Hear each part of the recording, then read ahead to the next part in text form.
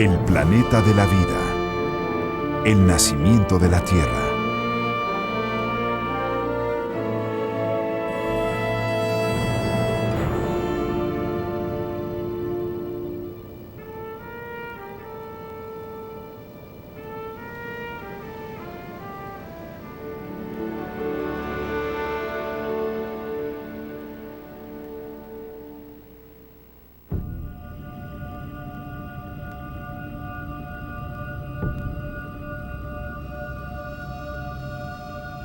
El planeta Tierra en el principio hace aproximadamente 4.600 millones de años.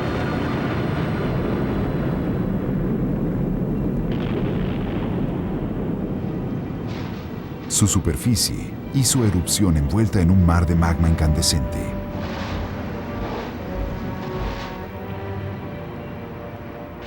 Mil millones de años después, el planeta estaba a la mitad de su lento proceso de enfriamiento. El vapor llegó hasta el cielo y caía de vuelta a la Tierra en forma de lluvia torrencial. En la calma que viene después de la aparentemente infinita tormenta, nació el océano primigenio.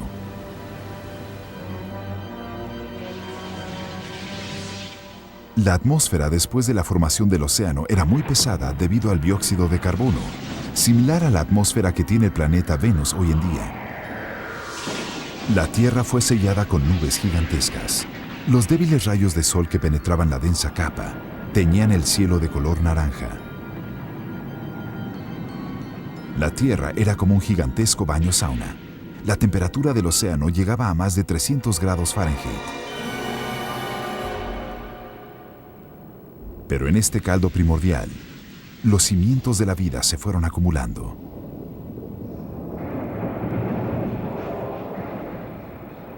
Los meteoritos bañaron a la Tierra, transportando tal vez los aminoácidos necesarios para la formación de la vida.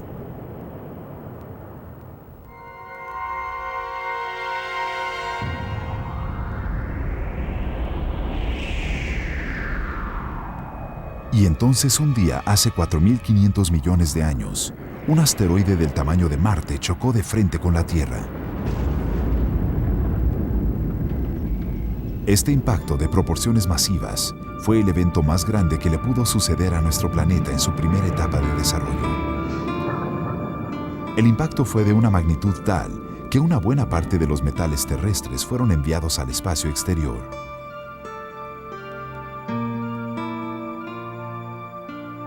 Una porción del metal expulsado regresó a la Tierra.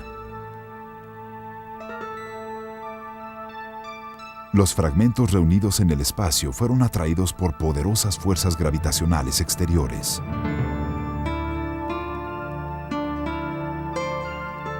Y formaron un nuevo satélite que eventualmente circundaría la Tierra. Este fue el nacimiento de la Luna.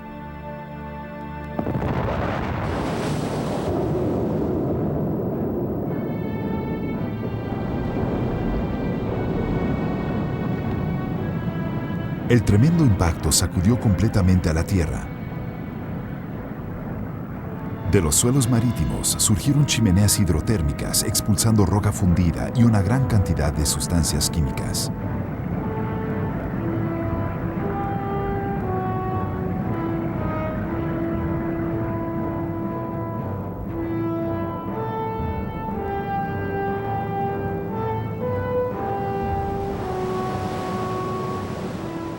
Como un centinela, la Luna monta guardia por sobre los mares hirvientes.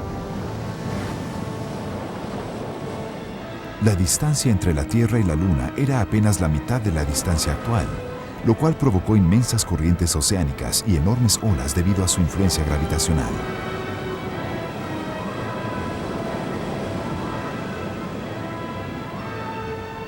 Mientras el océano primigenio hervía, las reacciones químicas crearon nuevas y más complejas moléculas. Algunas, como el cianuro de hidrógeno, habrían sido letales para los seres humanos. Las pequeñas moléculas de componentes menos tóxicos se combinaron para formar moléculas más grandes. ¿Cómo se mezclaron estas con otras moléculas para formar el ADN, la huella digital de la célula viviente? Nadie lo sabe.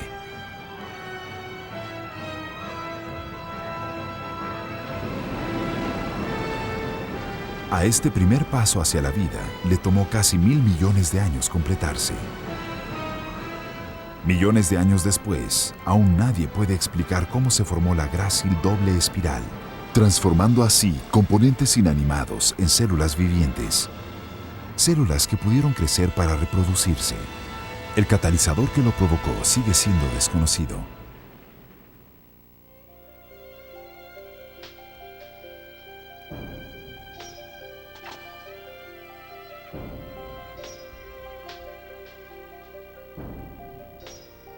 Esta es la isla White, una pequeña formación de tierra cercana a las costas volcánicas al norte de Nueva Zelanda. Aquí las condiciones geológicas son similares a aquellas que prevalecieron en la Tierra en sus principios. Como sus volátiles ancestros, esta isla mantiene su hirviente actividad. Una abrumante mezcla de sulfuro de hidrógeno y gases de ácido sulfúrico son expulsados desde el fondo del cráter. En este remoto lugar, los investigadores buscan pistas que aclaren el origen de la vida.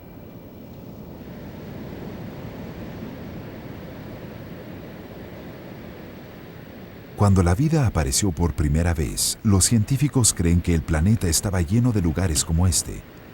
La Tierra incandescente fue rociada con sulfuro de hidrógeno y azufre, formando así una superficie de corteza dura.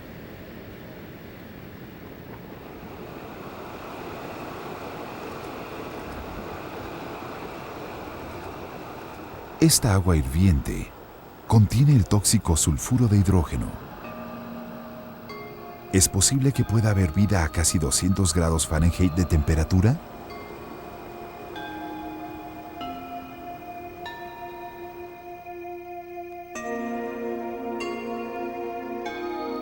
Una vista microscópica a las muestras revela grupos de pequeñas criaturas en forma de barras. Son bacterias y pueden ser lo más cercano a las primeras formas de vida que hubo en la Tierra. Hace miles de millones de años, el primer organismo vivo del planeta surgió de un tóxico caldo de cultivo que sería letal para las plantas y animales actuales. Pero con el tiempo emergería una nueva oportunidad para la vida.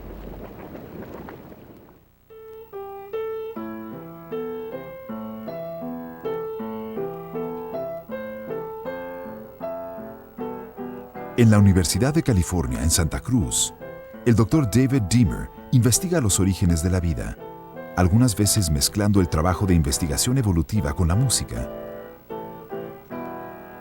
El tema que ejecuta está basado en una interpretación a la secuencia del ADN humano. El ADN es un ácido nucleico que contiene el código genético de todas las proteínas necesarias para la vida. Dos cadenas simétricas en el interior de la doble espiral se entrelazan entre sí, subiendo y bajando armónicamente, como la mano izquierda y la mano derecha en un piano. El origen de la vida debió ocurrir en la búsqueda de las sustancias químicas que estaban disponibles debajo de la Tierra. Los restos de meteoritos y partículas de polvo muy pequeñas que caían de regreso a la Tierra pudieron acarrear algunos de esos componentes orgánicos a la superficie terrestre. Lo que sí sé es que al liberarse, este tipo de moléculas debió haberse quedado en la superficie del océano, flotando en la superficie como una delgada película de aceite, tal y como se ve en los derrames de aceite que ocurren hoy en día. Las mareas, las olas y el viento debieron arrastrarlas hacia las playas. Actualmente, si uno camina a lo largo de una playa, es fácil notar esa película. Sus moléculas líquidas forman las burbujas que vemos hoy en día en los océanos. Yo imagino que eso fue lo mismo que sucedió hace 4.000 millones de años con estas moléculas, concentrándose en las zonas denominadas zonas de marea interna y fueron activadas por el calor de la luz solar. Dentro de la delgada membrana de estas burbujas, los elementos de la vida se fueron acumulando. En su laboratorio, El Dr. Deamer está recreando aquel experimento primigenio de la naturaleza, formando burbujas al mezclar los componentes hallados en ancestrales meteoritos con agua. Espera descubrir cómo fue que se formaron las membranas celulares. La superficie de la burbuja fue aumentada. A la mitad está la membrana por donde la materia circundante es absorbida.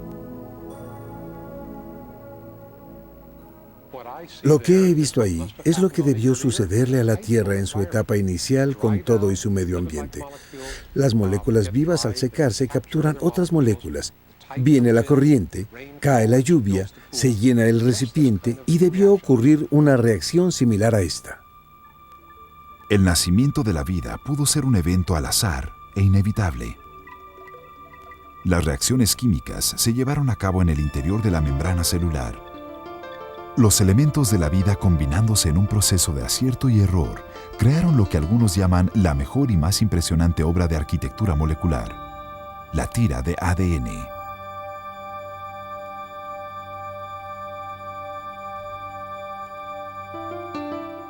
Las primeras criaturas vivientes sobre el planeta fueron probablemente células autónomas muy sencillas, con una característica muy importante que las distinguía de la materia inanimada: una membrana permeable para absorber nutrientes. Alimentándose con la infinita reserva oceánica de aminoácidos, de alguna forma se las ingeniaron para duplicarse a sí mismas.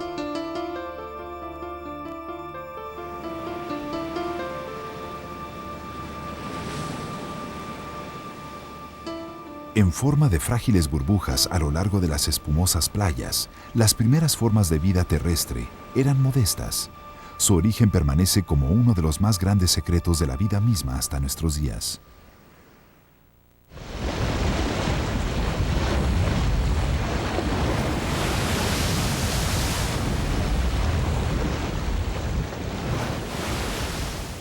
Víspera de Navidad, a 800 kilómetros de la costa de Acapulco, México.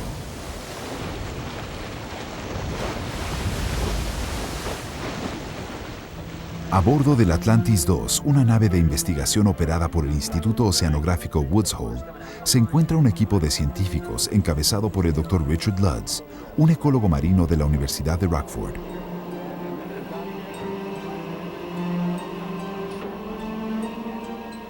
Utilizando lo último en tecnología fílmica submarina, montado en Alvin, uno de los mejores submarinos de inmersión profunda del mundo, el Dr. Lutz espera fotografiar los restos de un volcán submarino que hizo erupción hace 4 años.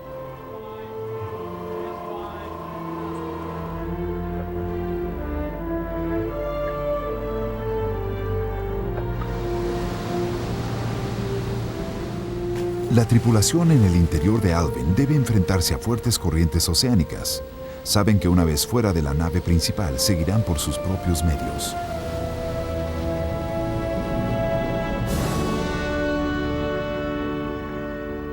Su destino es un lugar en el piso oceánico conocido por tener chimeneas hidrotérmicas activas. 25 metros.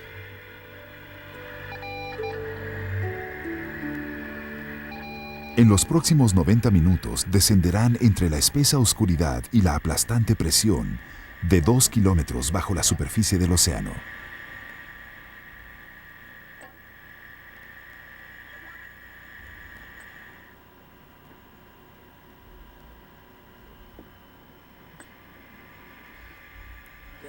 $25 metros.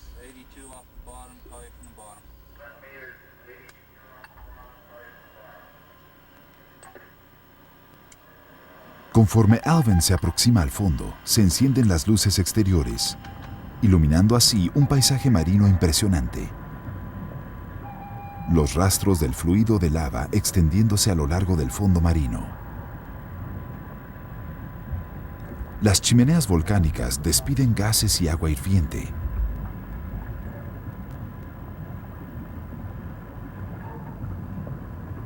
El líquido despedido es rico en sulfato de hidrógeno, tan concentrado que en tierra firme sería tratado como desecho tóxico.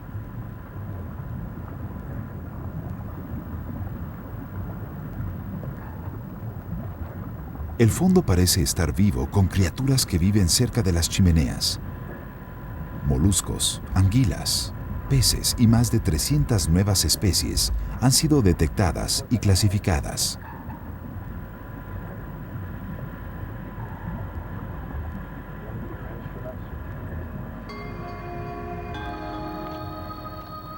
Los científicos retiran una charola de muestras que colocaron una semana antes. Para su sorpresa, está totalmente cubierta de bacterias.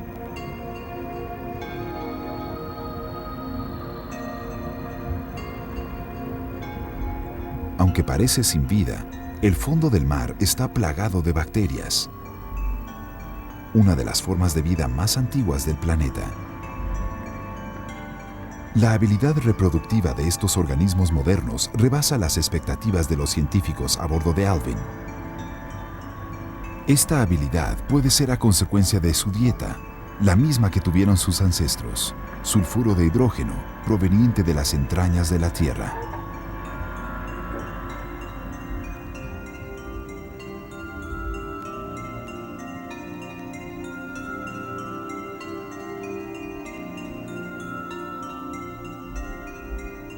Las bacterias se alimentan de sulfuro de hidrógeno desde hace 3.800 millones de años y son consideradas como los primeros organismos complejos en la cadena evolutiva. Formas de vida anteriores a ellas simplemente se reproducían utilizando la materia orgánica de sus alrededores.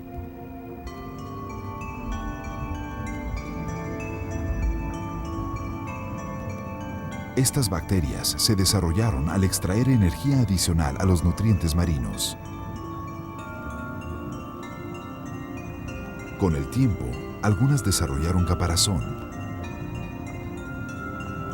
otras membranas suaves. Irónicamente, todas las formas de vida, incluso los seres humanos, pueden rastrear a sus ancestros hasta el organismo más primitivo surgido en este mar de desecho tóxico.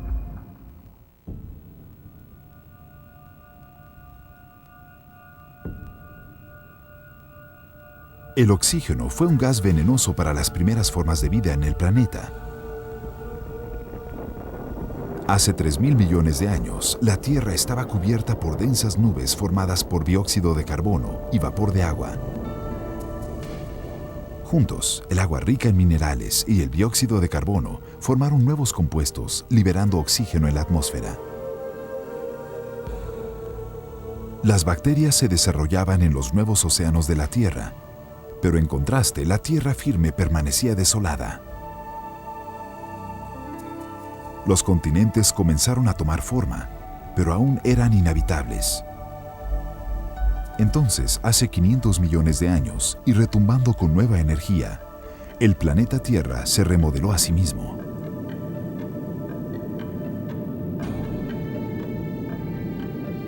Los continentes que estaban separados comenzaron a hacer colisión.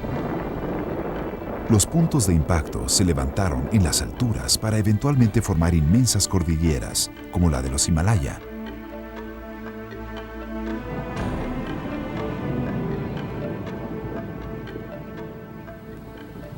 Los altísimos picos dividieron las corrientes a chorro, creando así nubes y tormentas.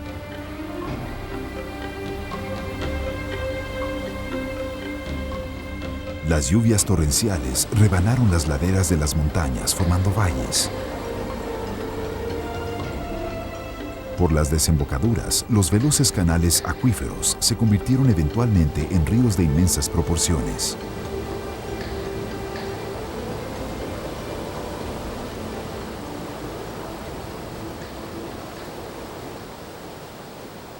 En el principio, cuando el viento y la lluvia erosionaron la superficie del planeta, los minerales terrestres llegaron al océano, más ingredientes para enriquecer el caldo primigenio.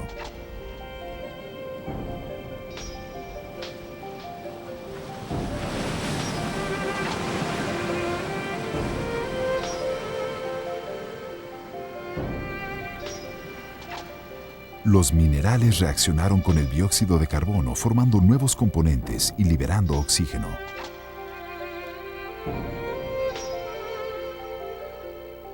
Pero tuvieron que pasar otros 2.500 millones de años para que el oxígeno saturara la atmósfera. haciéndola así habitable para las formas de vida actuales. Al ir desapareciendo el efecto invernadero, el planeta comenzó a enfriarse. Las nubes se disiparon y los rayos de sol penetraron hasta los mares.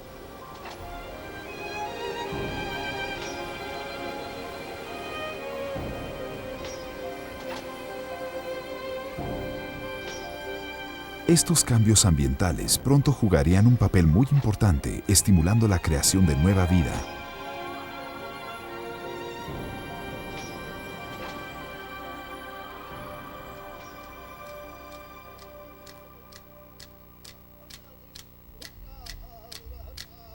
Aquí es Pilbara, una olvidada extensión desértica al noroeste de Australia.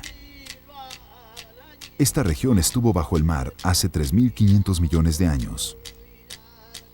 Los aborígenes de esta región tienen muchas leyendas que contar acerca de este lugar, donde ellos creen que la vida se creó por primera vez. Y es aquí donde los científicos están elaborando una historia de la creación por sí mismos, en su búsqueda por la primera evidencia de vida.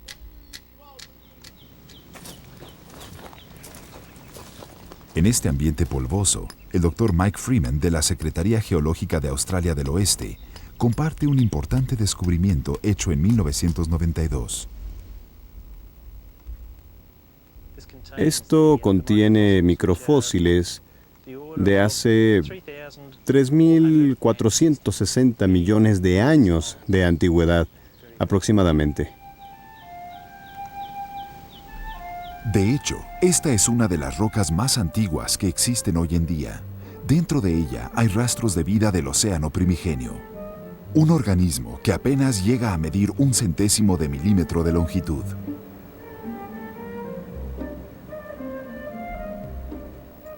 Las rocas alrededor muestran rastros de estomatópodos, los restos fosilizados de cianobacterias, criaturas microscópicas que parecen una cadena de semillas.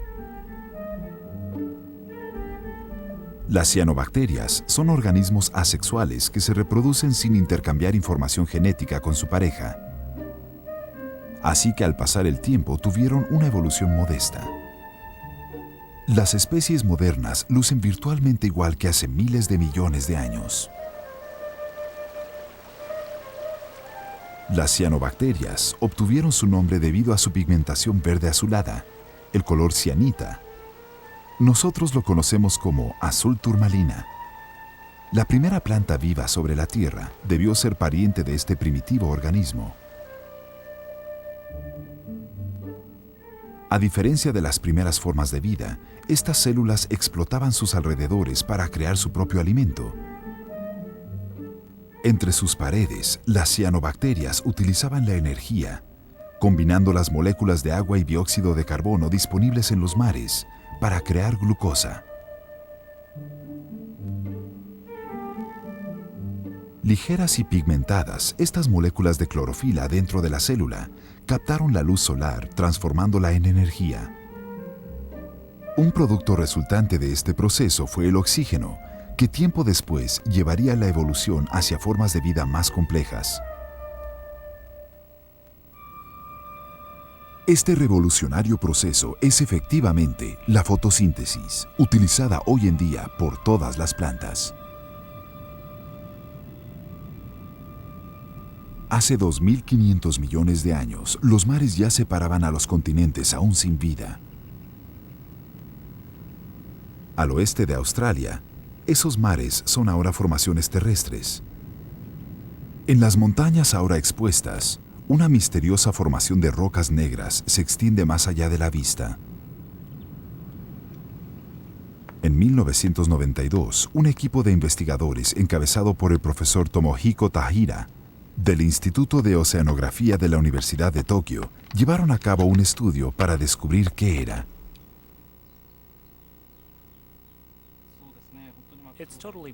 Es totalmente negro. La negrura queda adherida en las manos. Esta roca contiene mucho carbón orgánico, parecido al carbón doméstico. De hecho, es toda una masa de carbón orgánico, la fuente más antigua de petróleo en el planeta.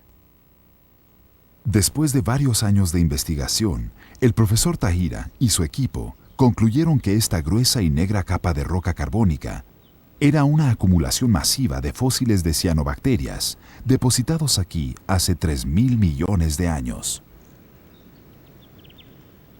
Estudios microisotópicos revelaron la presencia de materia orgánica, probando que antiguamente la vida estuvo presente aquí. Estos restos, fosilizados a 40 metros de profundidad, son evidencia de que las cianobacterias jugaron un papel dominante en las primeras etapas de la evolución terrestre. Bajo circunstancias diferentes, estos depósitos orgánicos pudieron haberse convertido en petróleo o carbón. La superficie sobre la que estamos parados, expuesta aquí, estuvo sumergida en el fondo del mar primigenio. La misma capa a nivel del fondo está conectada desde aquí hasta el horizonte, extendiéndose por toda esta área. En otras palabras, creo que en ese entonces las cianobacterias se multiplicaron y se extendieron por todo el mar. El mar no estaba muerto, al contrario, estaba lleno de vida, y eso es lo que acabamos de atestiguar.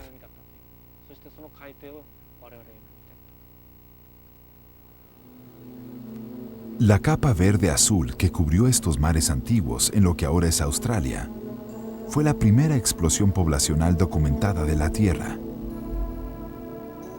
Su éxito transformaría eventualmente el rostro del planeta.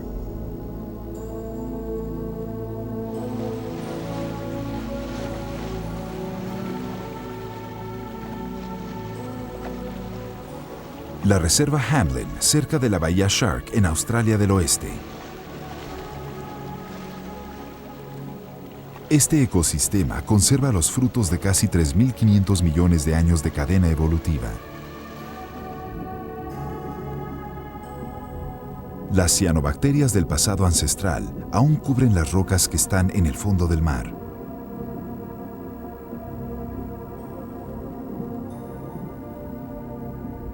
Flotando a mar abierto, contienen cavidades de gas que funcionan como mecanismos de flotación que les permiten subir o bajar con el cambio de intensidad en la luz.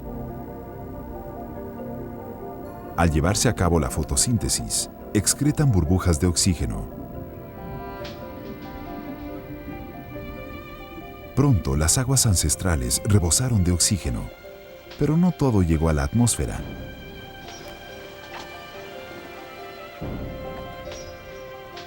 Las sales marinas y otros compuestos de hierro se combinaron con el oxígeno para formar óxido férrico, tiñendo los mares de un espeso color rojo.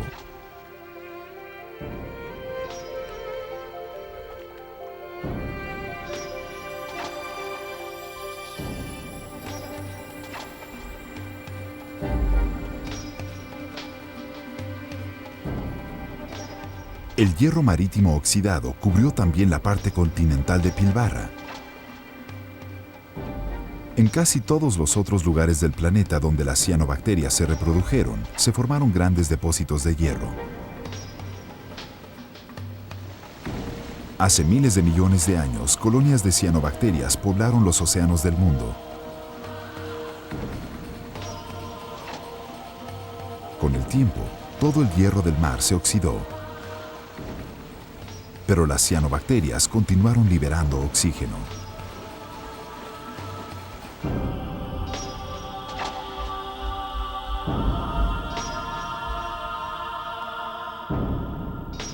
Esto derivó en grandes cambios ambientales cuando el oxígeno llegó por fin a la atmósfera y los cielos alguna vez anaranjados dieron paso al color azul.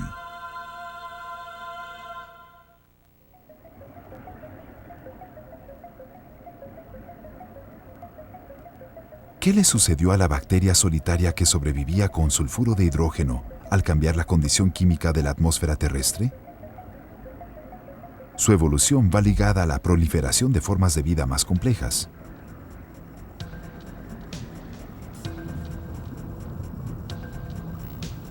El mar, ya liberado del sulfuro de hidrógeno, ahora era rico en oxígeno gracias a las altamente adaptables cianobacterias.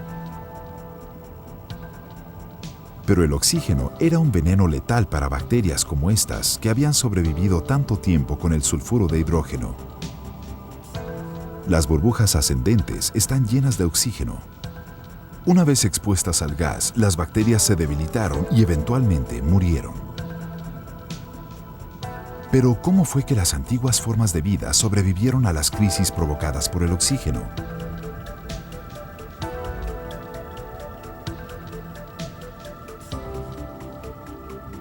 Las bacterias de membrana suave llevaron a cabo una desesperada estrategia de defensa. Se mantuvieron lo más lejos posible del gas.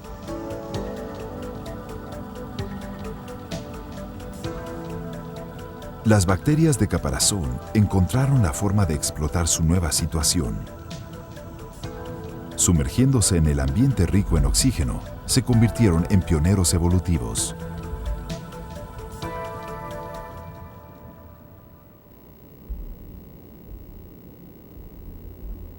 El delta del río Ebro en España está al oeste de Barcelona, en el mar Mediterráneo. Los nativos le llaman los cuernos de toro debido a su forma.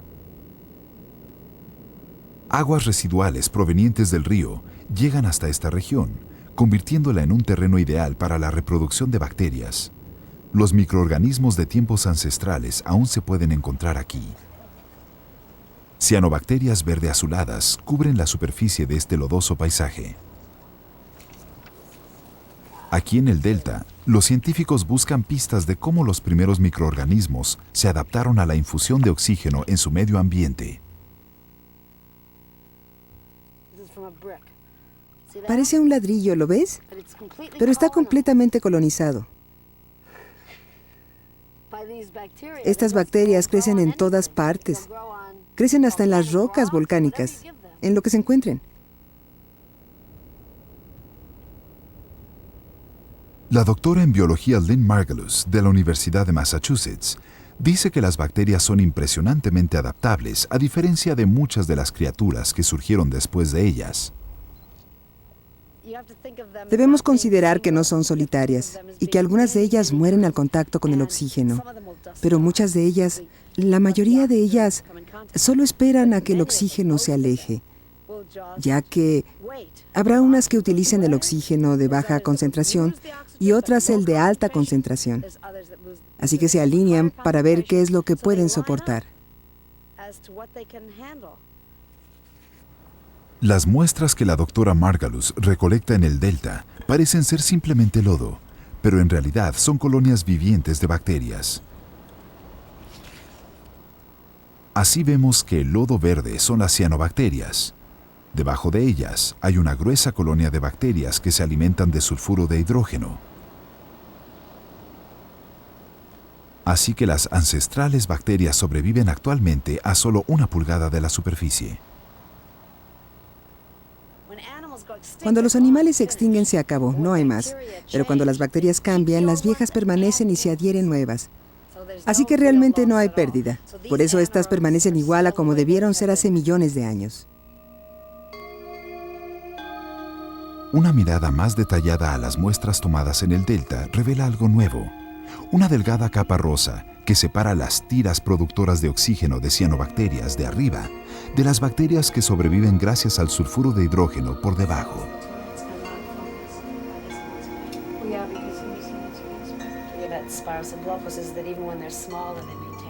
Al observar esta capa rosa, la doctora Margulis descubre algunas bacterias que se comportan de una manera muy especial. Este cilindro es una cianobacteria exhalando oxígeno. Pero en vez de morir al ser expuestas al gas, las bacterias más pequeñas a su alrededor se le acercan. La doctora Margulis cree que un fenómeno similar ocurrió en los mares primigenios, cuando el oxígeno en forma de desecho se convirtió en un elemento clave en el ciclo de la vida.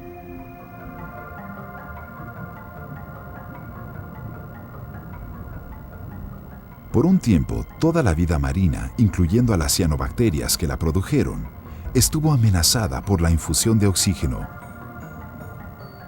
Para sobrevivir y posteriormente evolucionar, las bacterias de caparazón desarrollaron por primera vez enzimas para neutralizar el daño ocasionado por el oxígeno al reaccionar con las moléculas orgánicas.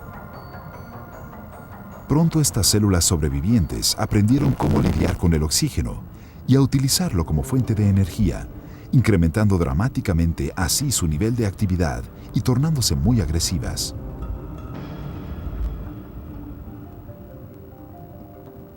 Para sobrevivir, las bacterias de membrana suave provenientes de un hábitat rico en sulfuro de hidrógeno se unieron a otras bacterias, alargando su cuerpo a manera de autodefensa.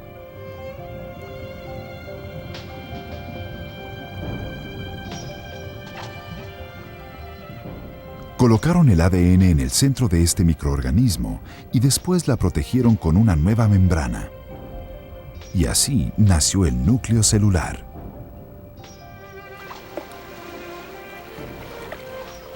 Ahora que el oxígeno había penetrado aún más lejos en tierra firme y en los océanos, dos organismos distintos especializaron sus funciones para su propio desarrollo. Uno se convirtió en una fuente viviente de energía y el otro formó un enorme banco de datos en su núcleo. Juntas, estas sencillas formas de vida transformarían el rostro de la Tierra.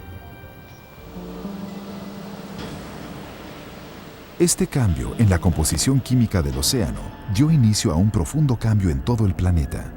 En lugares donde los nutrientes necesarios para sobrevivir escaseaban, los organismos unicelulares demasiado débiles como para reproducirse por sí mismos sufrieron una especie de desnutrición masiva.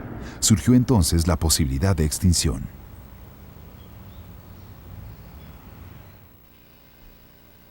El Dr. Shineyoshi Kudoiwa de la Universidad de Tokio cree que estas amenazadoras condiciones están ligadas a los orígenes del sexo. Un organismo unicelular de tan solo unas décimas de milímetro de longitud ha sido el centro de su investigación. Como las formas de vida ancestrales, la Chlamydomona se reproduce ordinariamente por simple división celular. El Dr. Kudoiwa observa qué le sucede a las Chlamydomonas al ser colocadas en un medio ambiente sin nutrientes.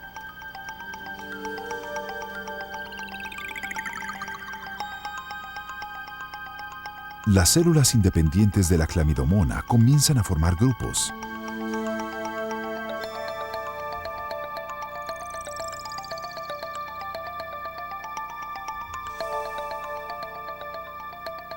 Una mirada más detallada revela que dos de las células vibrantes se aproximan entre sí. Eventualmente se combinan para formar una unidad.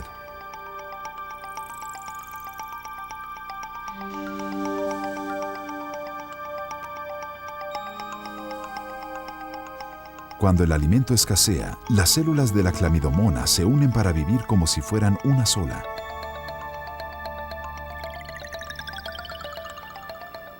Esta vez, las células integradas han regresado a un medio ambiente con nutrientes.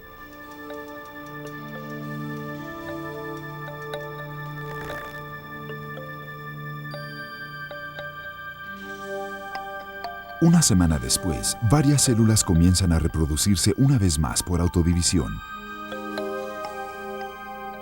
Pero algunas de estas nuevas células lucen diferentes en tamaño y color a como eran antes de dividirse.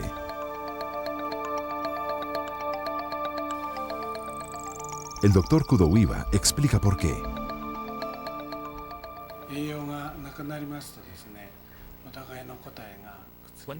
Cuando no hay nutrientes, las células individuales se unen con otras y producen progenie.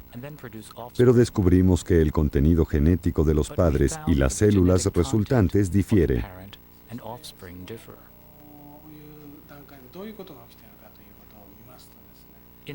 En nuestra investigación aprendimos que cuando los genes de ambos padres son mezclados y vueltos a colocar, pasan a los hijos como algo completamente diferente.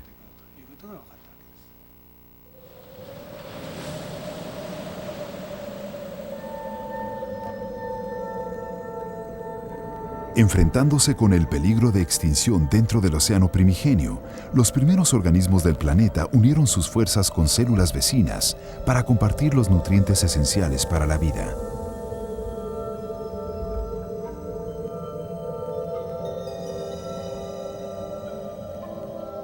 Para sobrevivir, dos células separadas se entrelazaron formando un nuevo cuerpo. Fue un organismo unicelular con dos tiras separadas de ADN. Este fue el principio de la reproducción sexual.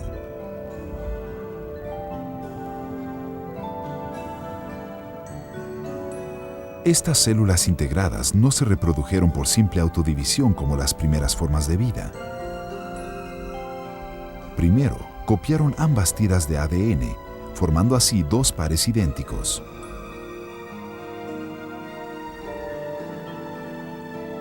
Las tiras de ADN se unieron combinando sus genes al azar.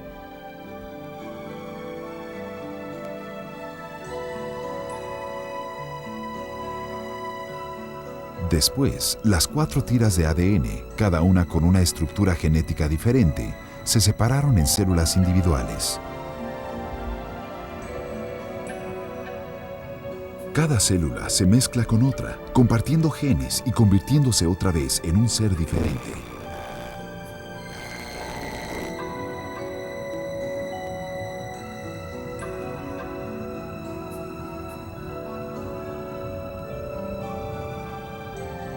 Esto dio como resultado un cuerpo diferente a aquel de las células originales.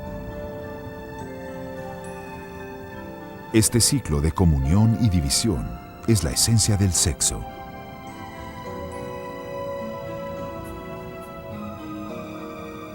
Por medio de este proceso reproductivo, el potencial de la vida aumentó dramáticamente.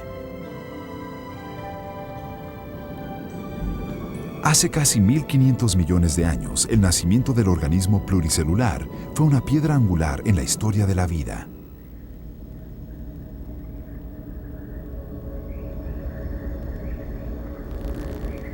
Un proceso evolutivo de miles de millones de años ha desembocado en una rica diversidad de vida alrededor de todo el mundo. Todos los animales, incluyendo a los seres humanos, comparten la misma estructura celular básica que tenían los primeros microorganismos del planeta. En el centro de la célula está el núcleo, un enorme banco de datos lleno de información genética. Moviéndose alrededor del núcleo hay pequeños organismos llamados mitocondrias, de varias formas y tamaños. Su trabajo es suministrar a la célula toda la energía que requiere y ayudarla a procrearse. El nacimiento de esta célula es una de las primeras grandes adaptaciones terrestres, la unión entre las ancestrales células de caparazón con las de membrana suave. ¿Cómo es que estos organismos alguna vez competitivos se convirtieron en una sola forma de vida? Esta es la Universidad de Tennessee en Knoxville, donde el Dr. Kuan Yi An, especialista en biología celular, accidentalmente es testigo de los principios del proceso de bipartición celular en un experimento. En 1969, el Dr. Yi An estudiaba la naturaleza de amibas que había recolectado de varios lagos a lo largo de Estados Unidos. Un día descubrió que la mayoría de las amibas que estaba cultivando se estaban muriendo, infectadas por bacterias altamente tóxicas. Removiendo una por una las amibas muertas, se sorprendió por lo que descubrió. De alguna forma, una amiba infectada como todas las demás se las arregló para sobrevivir. Examinando a este animal unicelular, el doctor se sorprendió al descubrir bacterias vivas en su interior.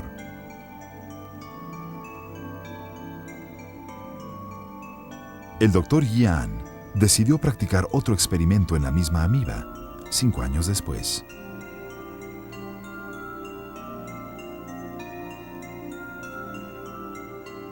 Al extraer las bacterias que se formaron dentro de la amiba, ocurrió algo extraño.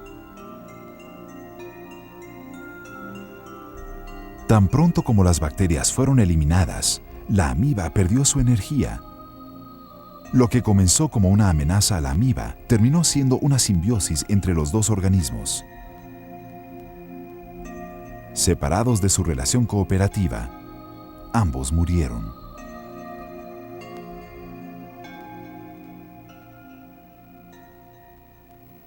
Las bacterias dependían de las amibas.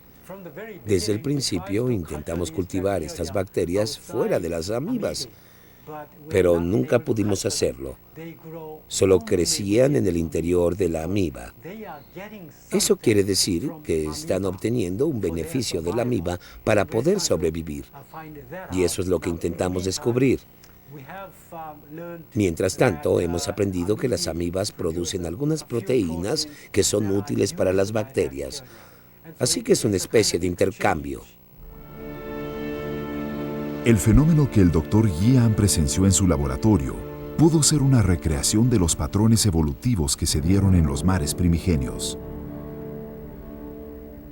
Hace 2.000 millones de años, dos microcuerpos muy diferentes se mezclaron para crear un organismo completamente nuevo.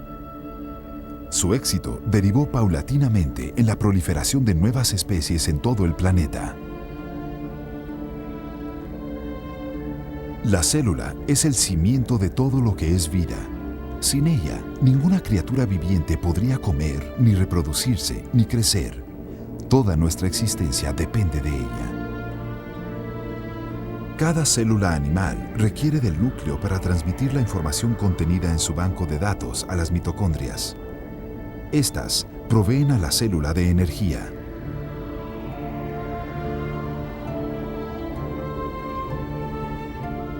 Cuando estos microcuerpos trabajan juntos, la célula tiene la energía para responder a las presiones ambientales.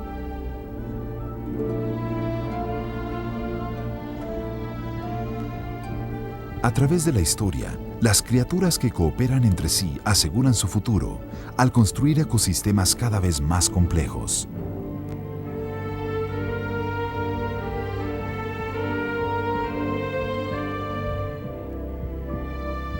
A la vida le tomó aproximadamente 2.500 millones de años evolucionar a algo más complejo que primitivos microorganismos. Pero cuando el cambio llegó a los océanos del planeta, fue algo muy dramático.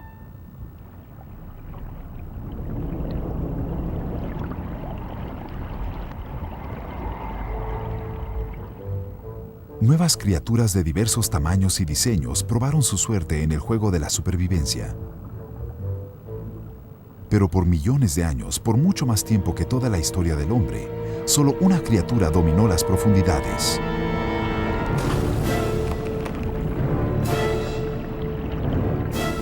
El éxito de este agresivo carnívoro pudo haber detonado la primera explosión demográfica del planeta. El mar, una vastísima área para la evolución. 10.000 nuevas especies, cada una más curiosa que la anterior, se desarrollaron durante este periodo.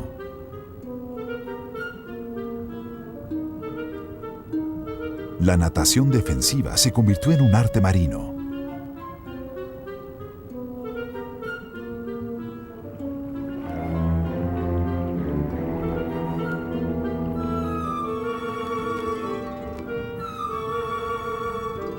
Todas las técnicas fueron probadas.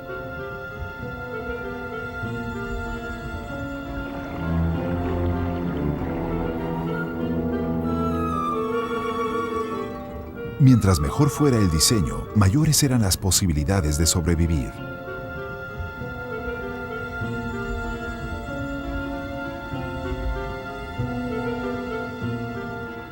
Pero pocas de estas criaturas, incluyendo al alguna vez fiero depredador, se levantaron al paso de las eras.